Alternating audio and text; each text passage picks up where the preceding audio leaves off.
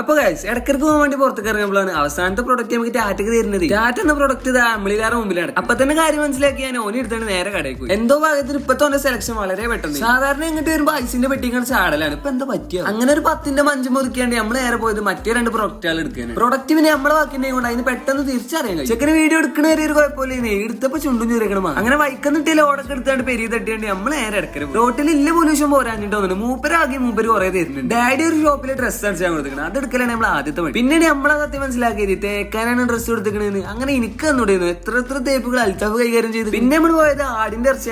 അങ്ങനെ സാധനം ഓർഡർ ചെയ്ത് വാങ്ങാൻ നോക്കുമ്പോഴാണ് ഫസ്റ്റത്തെ അറ്റംപ്റ്റ് മൂവ് ചെയ്ത് അതിന്റെ സങ്കടം തീർക്കാനായിട്ട് ഞാൻ കുറച്ചു നേരം പുറത്തു പോയി. രണ്ടാമത്തെ വാങ്ങാൻ പോയപ്പോ പിന്നെ മൂപ്പരിനെ പറ്റിച്ച്. ഇങ്ങനെ പോവാണെങ്കിൽ ഇኛ കടയിൽ സേഫ് അല്ലാന്ന് മനസ്സിലാക്കി ഞാൻ ബുദ്ധിപൂർവ്വം പുറത്തന്നെ പോയി. അല്ലെങ്കിൽ ജീവിതം അങ്ങനെയാണ്. എപ്പോഴും എല്ലാവർക്കും ശരിയാവണമെന്നൊന്നുമില്ല. അവസാനം അൽത്താഫ് ഉണ്ട് വെറുതെ സാധനം പാക്ക് ചെയ്തിന്റെ കൈ കന്നപ്പോഴാണ് വാങ്ങി. നാട് വികസിക്കാന്ന് നിങ്ങൾ കേട്ടിട്ടുണ്ടാവുള്ളൂ. അനുഭവിക്കണമെന്നുണ്ടായി പായമ്പാടത്തൂടെ തന്നെ. അങ്ങനെ ഓഫ് റോഡിങ് കഴിഞ്ഞ് സാധനം തറവാട്ടുകൾ എത്തി. ജനങ്ങൾക്ക് ഒറ്റ അപേക്ഷ ഉണ്ടായിരുന്നുള്ളൂ. തോടുമാണ് റോഡുമാണ്. അങ്ങനെ ജനങ്ങൾക്ക് പ്രാർത്ഥന ഉണ്ടാവണം. ആ കാര്യത്തിൽ ഒരു തീരുമാനം. പിന്നെ പെരേക്ക് എത്തി നമ്മൾ ആദ്യം കെട്ടിയ ഡ്രസ്സൊക്കെ സേഫ് ആക്കി. ഏറ്റവും അവസാനത്തെ പ്രോഡക്റ്റിന്റെ ബെൻസ് സർവീസിന് എത്തിക്കണം. അത് അങ്ങനെ കണ്ടു. പിന്നെ റൂമൊക്കെ എത്തി നമ്മൾ നീണ്ടൊരു റെസ്റ്റ് എടുത്തു. അപ്പൊ ബാക്കി അടുത്ത വീഡിയോ.